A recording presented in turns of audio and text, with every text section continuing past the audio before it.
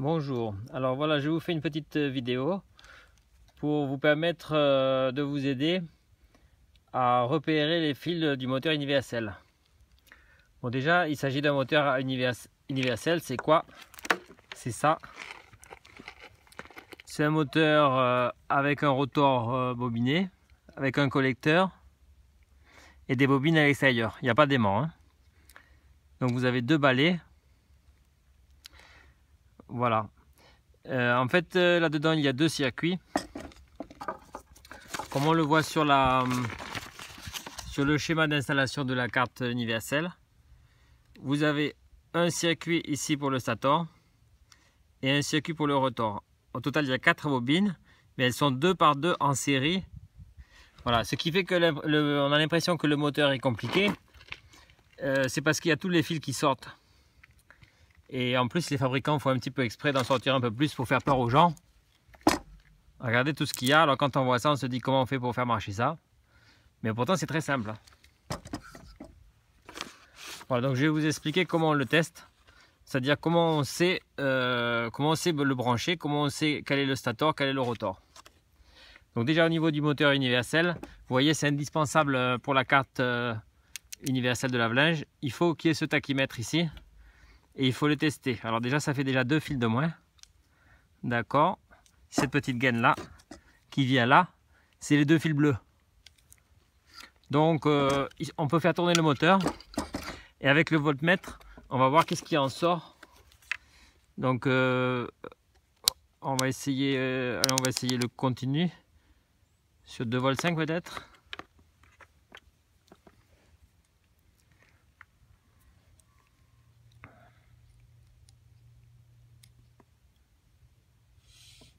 Je ne sais pas si vous voyez l'aiguille bouger.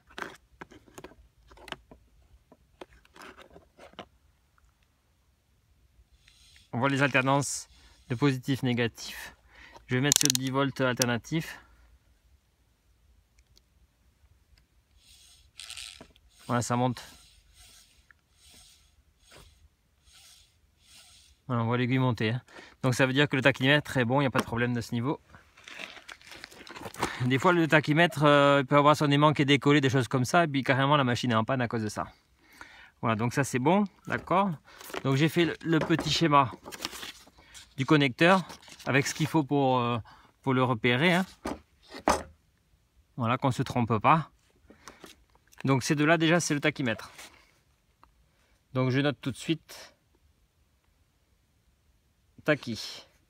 Voilà, ces deux-là, ok. Après au niveau des balais, bon là on a de la chance parce que là les deux balais ils sortent carrément jusqu'au connecteur.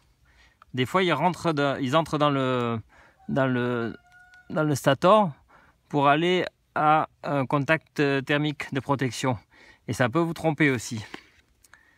Alors vous voyez ils sortent carrément là, ils sont là, voilà les balais, c'est tout simple, hein. Donc les deux suivants c'est les balais. Donc je note tout de suite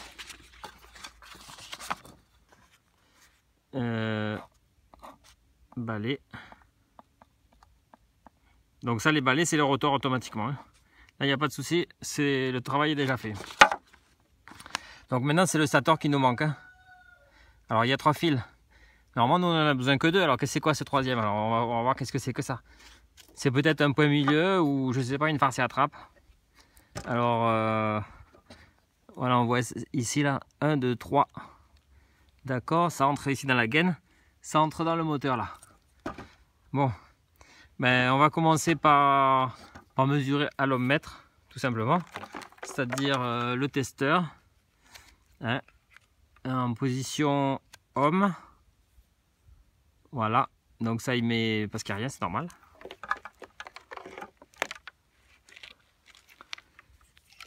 Bon, les balais, vous les démontez, vous regardez que s'ils sont pas trop usés, parce que s'ils sont usés, hein, et vous regardez l'état du collecteur qui est pas trop bouffé aussi. Alors, donc ce sont ces fils là. Il y a celui-là et puis les deux là. Donc je vais changer la position parce que sinon, je sais pas si vous allez voir quelque chose à l'ohmmètre.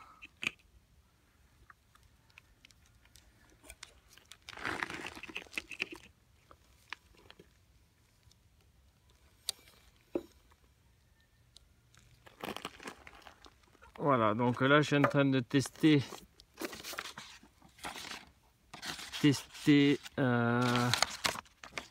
celui-ci avec le dernier.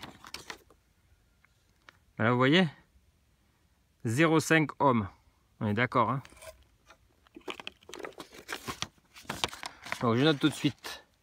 Entre celui-là et le dernier là, il y a 0,5 ohm. 0,5 ohm. Bon. On continue avec le prochain. Celui-là.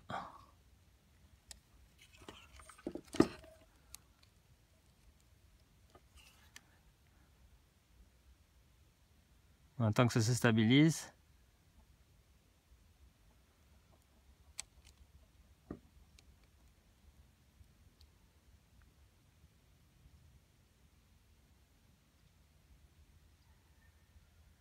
Ça change.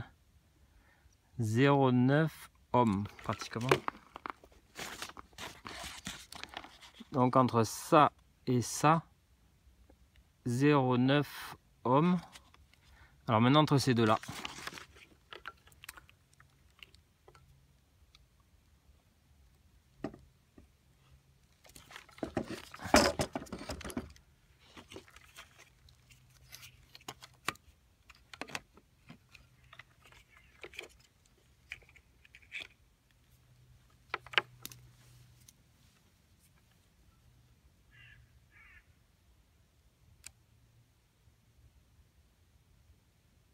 Il faut que le contact soit bon, hein.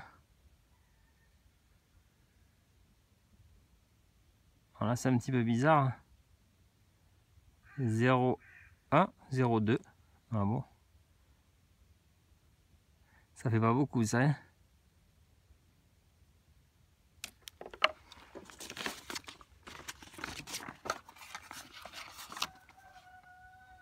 Donc entre ça et ça, 0,1 on va dire.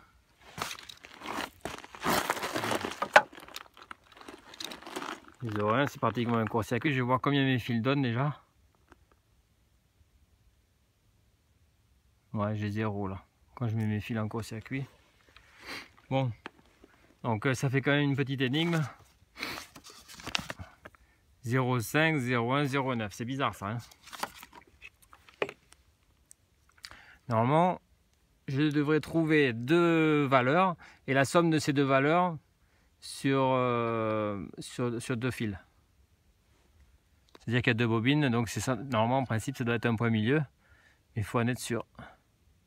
Voilà, maintenant ça change, hein. Mon appareil il change d'avis tout le temps. Là maintenant j'ai 0,3. Faut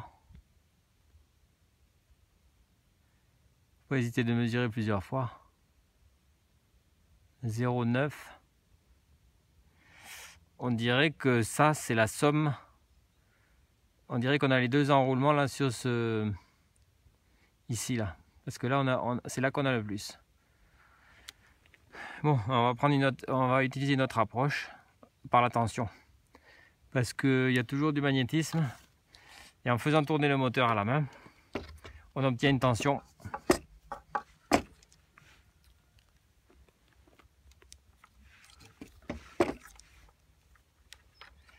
Donc là c'est des millivolts, hein, DC, c'est-à-dire courant continu là-dessus. Même si c'est un moteur qui marche en courant alternatif, mais là c'est du courant continu qu'on va avoir. Donc voilà, je regarde. Voilà, je tourne doucement. À une vitesse régulière, c'est pas facile, hein. 0,2, bon. 0,2, 0,4, là j'essaye avec ça. Ah ben là j'ai beaucoup plus, hein. J'ai beaucoup plus. Et ici,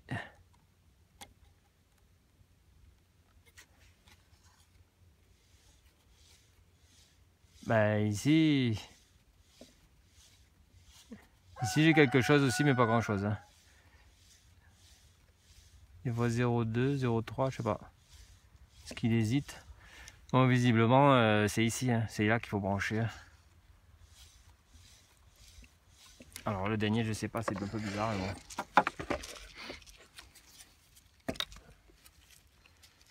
Bon, c'est peut-être le contact thermique. Hein. Voilà. Bon, mais il n'y a plus qu'à brancher le moteur, à faire un essai. Hein. On va voir ce qui en sort. Donc c'est là où j'ai obtenu le plus. C'est ça que je vais utiliser. D'accord. 0,9. Donc je vais mettre les balais en série avec ça. Voilà. Donc et le retournement, il suffit d'inverser une bobine et puis automatiquement le moteur change de sens. Voilà pour les essais. Voilà, les essais tout à l'heure.